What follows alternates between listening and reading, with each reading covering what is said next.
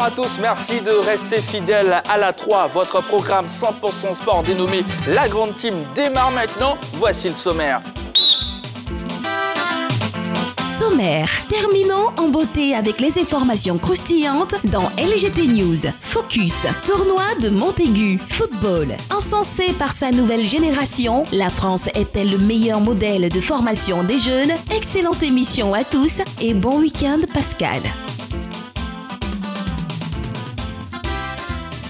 Après le modèle sénégalais, un autre modèle de formation de foot sera scruté aujourd'hui dans votre émission La Grande Team. Encensée pour sa nouvelle génération, la France est-elle le meilleur modèle de formation des jeunes? Pour participer à cette émission, deux options. Eh bien, vous pouvez nous appeler via ce numéro de téléphone, plus 225 27 21 59 93 99. La deuxième option, c'est la page Facebook de la 3. Vous nous laissez un petit commentaire et le tour est joué. Eh bien, vous le savez, chaque soir, avant d'entrer dans le vif du sujet, le tour des infos, c'est dans LGT News.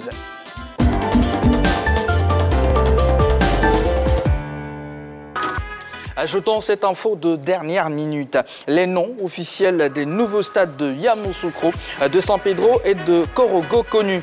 Le ministre des Sports, Paulin-Claude Danho, a dévoilé ce vendredi 7 avril à Dimbokro les noms des 3 stades construits à l'intérieur du pays pour la CAN 2023. Ainsi, la nouvelle enceinte de Yamoussoukro portera le nom de Charles Konan Banny, l'ancien Premier ministre ivoirien. Quant à celle de San Pedro, elle sera baptisée du nom de Laurent Pokou, l'attaquant légendaire du football ivoirien.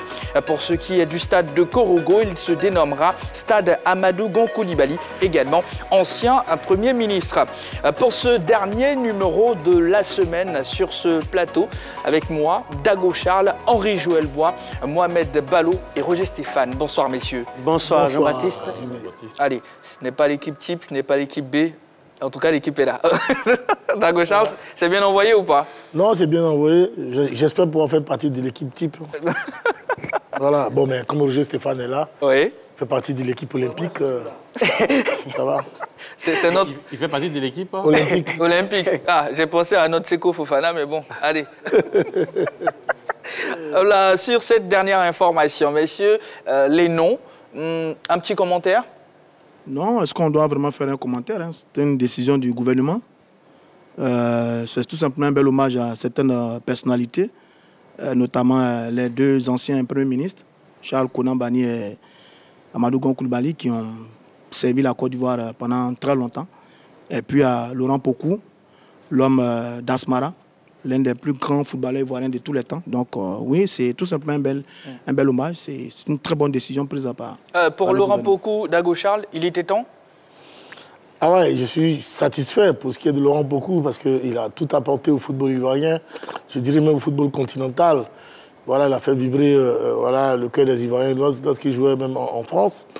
Donc pour moi, c'est un vibrant hommage, c'est super. C'est vrai que les 2 autres ont été des grands hommes de ce pays. C'est beaucoup plus politique. Voilà, c'est beaucoup plus politique. C'est ce qui me dérange un tout petit peu, hein, je pense bien. Mais en même temps, il le mérite dans une certaine mesure. Hein. On a seulement que Laurent Pokou, qui est le seul sportif dedans. Parce qu'en dehors de ça, tous les autres stades-là sont quand même des stades aux mains des politiques. C'est un peu trop lourd pour moi. J'espère. Et comme le gouvernement l'a annoncé, il y a d'autres stades qui seront construits, que les autres sportifs vont suivre maintenant. Tous les agoras, parce que les footballeurs, les athlètes, franchement, on en a tellement connus que je pense que voilà, Gabriel Tiako et autres là, méritent aussi d'avoir des stades en tout cas. Allez, c'est noté. Ballot, avec vous. Parlons un tout petit peu de Wendy Renard. Hervé Renard, 2 Renards en équipe féminine de France. Oui, mais on espère que ça va porter ses fruits. Elle a dit tout à l'heure, elle assume son acte. Je pense que c'est un acte qu'on espère qu'on ne reverra plus en équipe de France parce que ça ouvre la porte à une certaine forme de révolte au niveau des joueurs. Mais derrière l'arrivée d'Hervé Renard montre qu'il y a un nouveau souffle et il semble, par rapport aux apparences, qu'ils s'entendent bien. Et de ce fait, il a nommé capitaine de l'équipe de France. Donc, l'équipe de France est en quête de son premier titre majeur au niveau du foot féminin. Je pense que Hervé Renard a la poigne. Il attend de Wendy Renard qu'elle soit le lien le lien entre les joueuses et entre le staff technique. Il l'a dit lui-même de ses propos. Donc on espère que la collaboration va bien marcher. Je pense que c'est bien parti. Henri-Joël Bois, dont l'élément que nous avons suivi ensemble, elle est consciente je dirais pas des conséquences de son acte, mais quand même elle sait que tout de même les Français l'attendent. Bien sûr, tout le monde l'attend, mais bon, elle a bien expliqué en disant que elle a toujours été attendue aussi dans cette équipe de France. Wendy Renard, en quelque sorte, aujourd'hui, c'est la figure la plus représentative de l'équipe de France féminine. Donc, du coup, même sans ce qui s'est passé avec Corinne Diacre, forcément, on allait l'attendre à chaque match de l'équipe de France, à chaque performance, même, bon, je dirais même peut-être contre-performance, c'est plutôt les cadres de l'équipe qui allaient être visés ou qui allaient être tout de suite mis devant. Donc, je pense que sans cette sortie qui a précipité le départ de Corinne Diacre, je pense qu'elle serait attendue sur chaque contre-performance de l'équipe de France. Donc, je ne pense pas que ce soit cette sortie-là qui l'ait mise un peu au devant des choses.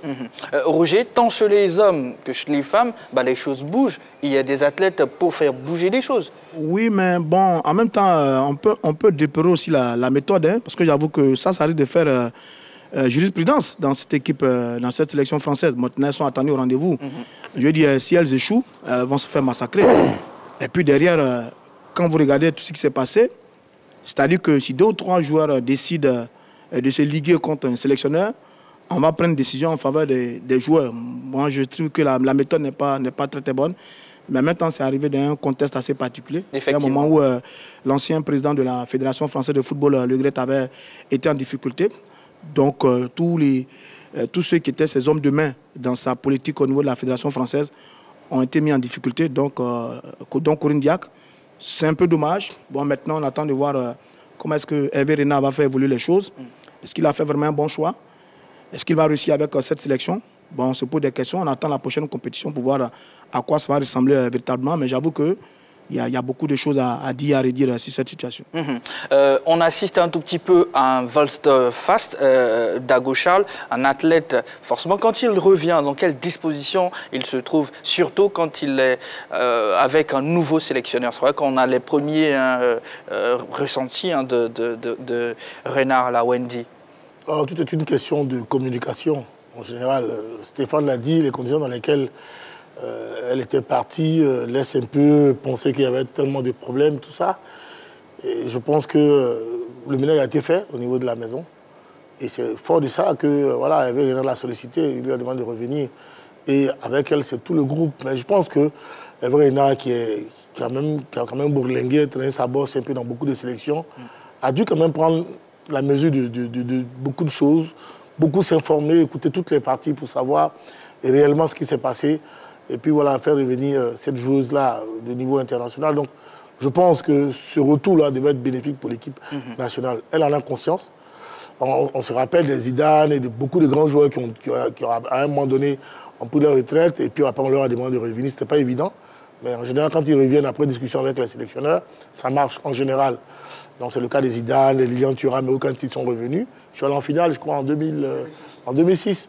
Donc c'est fort possible. C'est fort possible. Maintenant, espérons qu'Hervé Renard, effectivement, arrive à durablement s'installer au niveau de la communication avec ces filles-là.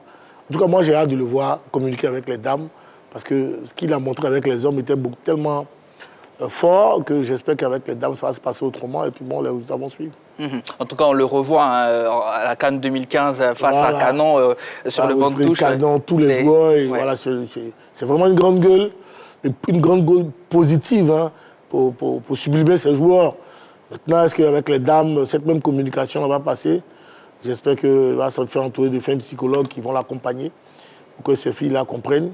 Parce qu'il faut se reconnaître quand même que dans cette équipe de France, la majorité vient quand même de l'équipe lyonnaise. Et ces filles-là, elles ont régulièrement joué la Ligue des Champions. Donc elles ont l'étoffe nécessaire pour pouvoir vraiment briller au plan continental et international. Avant notre sabeuse, avant bien sûr notre pub, Ballot, on peut citer Eugénie Le Sommer également qui est revenu, qui n'était pas là, ces derniers temps, quand Corinne Diacre était là? Oui, on a dit la meilleure buteuse de l'histoire de la sélection à 86 buts. Donc oui, c'est un choix essentiel au niveau de l'offensive. Il faut dire que lors du match de la Coupe du Monde France-États-Unis, les joueuses avaient pêché par manque d'efficacité devant les buts. Le but de la réduction du score est arrivé sur un coup de tête d'ailleurs de Wendy Renard. Donc derrière, elles n'ont pas su concrétiser un certain nombre d'occasions avec Delphine Cascarino. Donc c'est un poids, je pense, pour cette offensive de l'équipe de France, qu'est le retour de Jenny Le Sommer. D'accord. Allez, poursuivons cette émission et attaquons bien sûr notre focus.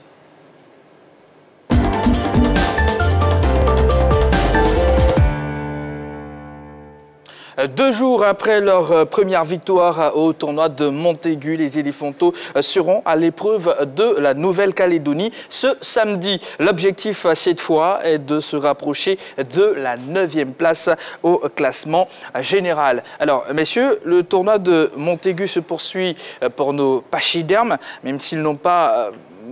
n'ont pas pu se qualifier pour la phase finale. Là, le classement, on peut tout donner tout de même. On n'a plus rien à perdre. Oui, on a terminé 3e, hein, c'est bien ça, sur la phase de poule, avec à la clé une victoire lors de la dernière journée face à l'équipe du Maroc.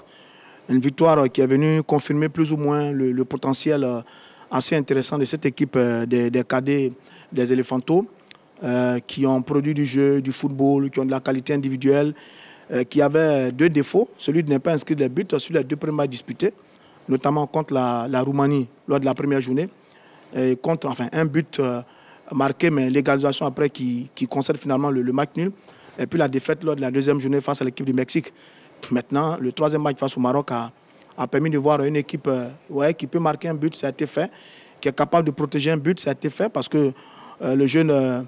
Mounian a été exclu à la 64e minute de jeu. Donc pendant longtemps, on a défendu ce unique but face aux équipes, face aux Marocains.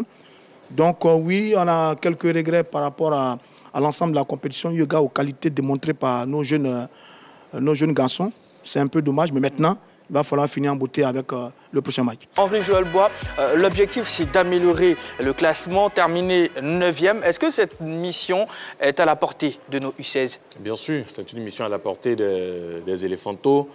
Il s'agit maintenant de finir entre la 9e et la 12e place de ce tournoi de Toulon.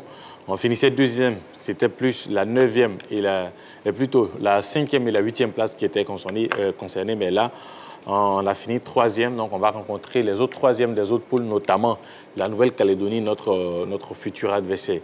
Oui, il y avait de la place pour faire mieux que ce que nous avons vu.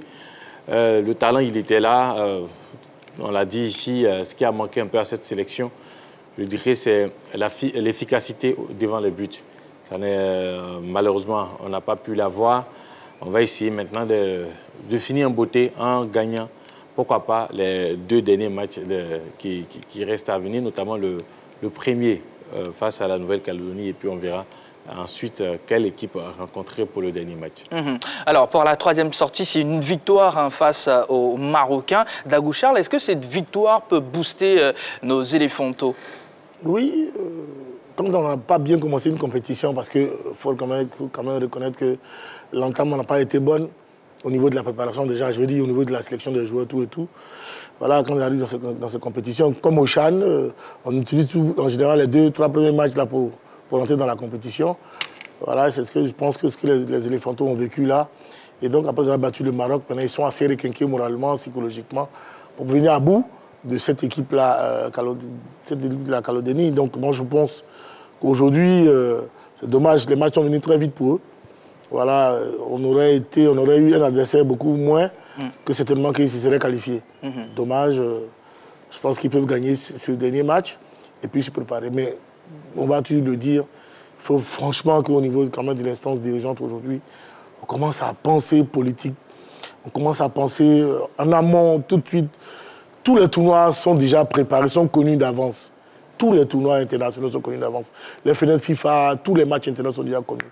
Donc je souhaiterais que la Fédération ivoirienne de football, franchement, s'asseye maintenant. Je ne dis pas qu'elle ne sait pas, elle n'a pas à le faire.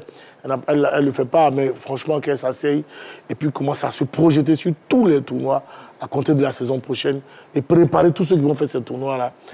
Parce qu'on a le talent. Quand on voit ces garçons-là, ils ont tout ce qu'il faut. Mais on échoue simplement parce qu'on va toujours dans l'improvisation et donc les enfants se débrouillent comme ils peuvent. Mais quand c'est comme ça, physiquement, quand on n'est pas au top, la technique seule ne suffit pas. Et on pêche. Et on pêche.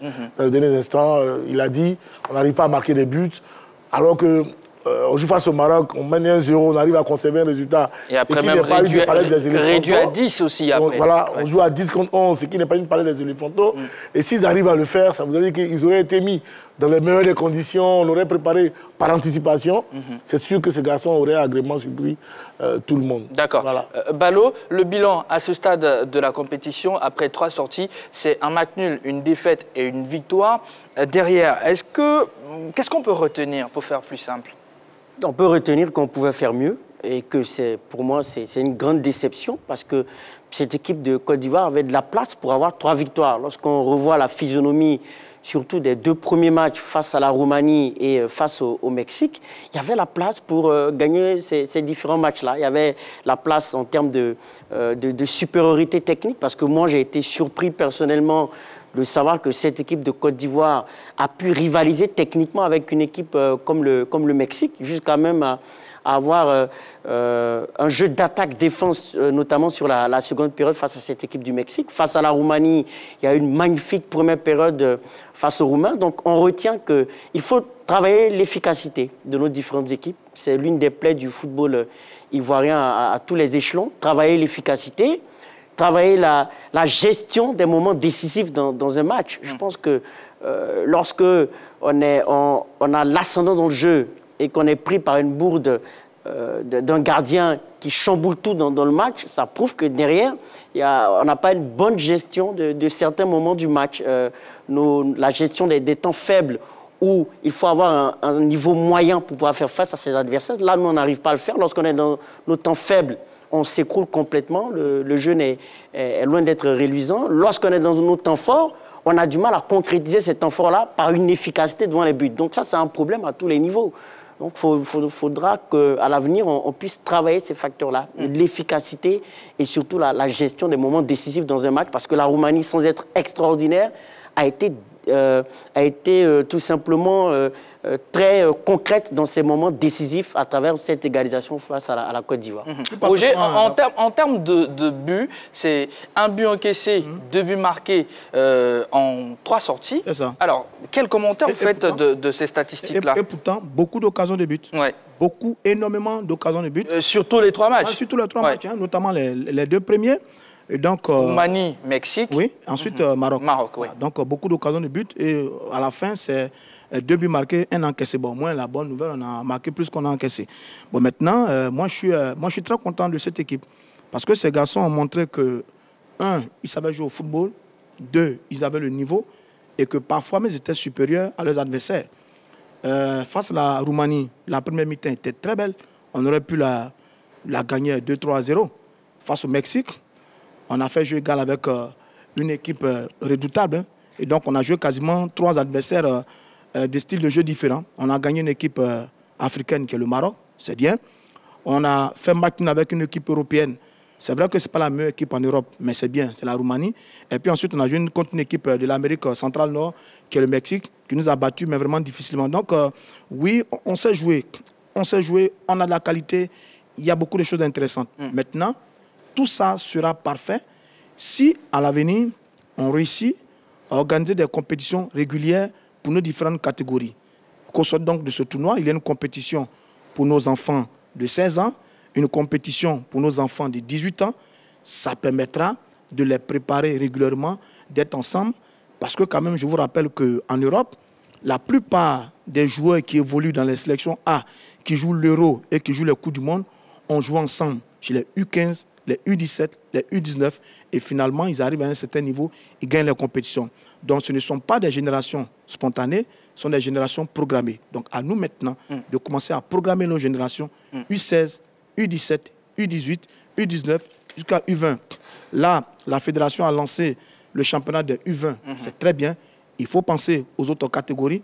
À partir de ce moment-là, je pense qu'on aura des équipes de jeunes extrêmement compétitives et nous pourrons aller faire de très grands résultats, notamment dans des compétitions comme la Coupe du Monde et ce type de compétition. Et je pense que vous mettez le pied dans le plat avant l'heure. Oui, car concernant notre question LGT, certainement que... sur les 23 et la Coupe du Monde oui, et les Jeux Olympiques. Oui, et parlant de l'équipe de France et de sa politique de formation. D'accord. Ça, je pense que ça pourra encore une fois tenir là-bas. Pour ceux qui n'ont pas pu voir les 2 buts inscrits par nos éléphantaux, nos U16 au cours de ce tournoi, nous vous les faisons revivre à travers cette vidéo. Regardons.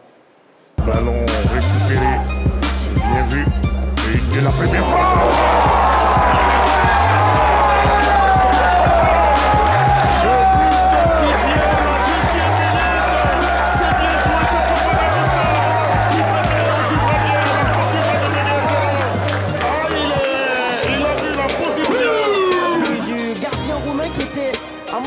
Mal placé sur sa ligne. Regardez, déjà la première prise de balle, il a pris l'information, paf, il enchaîne la frappe. Mais regardez, je parlais du positionnement du gardien qui est complètement à gauche. Les Ivoiriens, regardez, j'espère qu'il va marquer.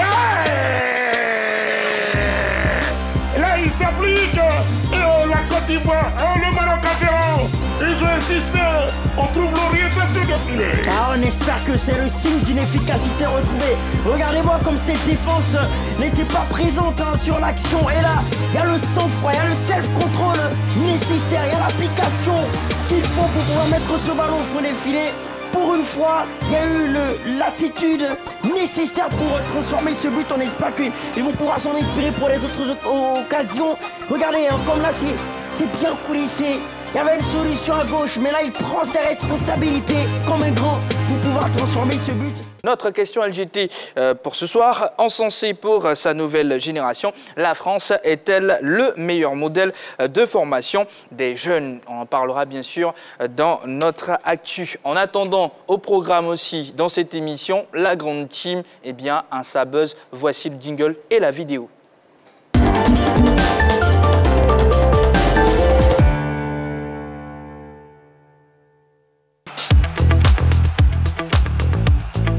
La violence s'est encore invitée au football, cette fois aux Pays-Bas lors d'un match de coupe entre Feyenoord et l'Ajax. La rencontre a été interrompue après que le milieu de terrain, Davy Klaassen, a reçu sur le crâne un briquet lancé depuis les tribunes du stade. Le joueur a saigné. L'arbitre n'a pas hésité à arrêter le match à la 63e minute de jeu. L'interruption a duré plus d'une demi-heure avant de reprendre son cours normal. L'Ajax s'est finalement imposé 2-1 et croisera le PSV Eindhoven en finale.